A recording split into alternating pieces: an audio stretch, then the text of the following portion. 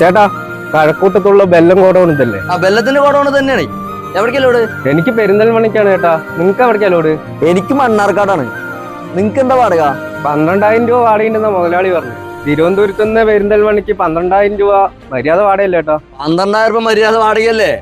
10 ton കയറ്റിട്ട് ഈ വണ്ടിക്ക് മണ്ണാർക്കാടിക്ക് വെറും 14,000 രൂപ വാടകയുള്ളൂ. അങ്ങനെ നോക്കുമ്പോ 1-1.5 ടണ്ണൊക്കെ വെച്ചിട്ട് ഈ വണ്ടിക്ക് 12,000 രൂപ നിങ്ങൾക്ക് പെരിന്തൽമണ്ണയ്ക്ക് കിട്ടുന്നില്ലേ? അടിപൊളി വാടക. വെറും 14,000 രൂപയോ?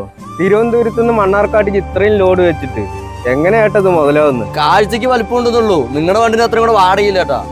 എന്തായാലും മുതലാളി ബ്രോക്കർ ഒന്ന് വിളിക്കാൻ പറഞ്ഞിട്ടുണ്ട്. ഒന്ന് വിളിച്ചു നോക്കണം. നിങ്ങൾ ഇപ്പൊ തന്നെ വിളിക്ക്. ചിലപ്പോ വാടകയിൽ വല്ല അടിവലി നടന്നിട്ടുണ്ടാവും. ഇപ്പൊ തന്നെ വിളിച്ചു നോക്കാം അല്ലേ? അത് നല്ലത്.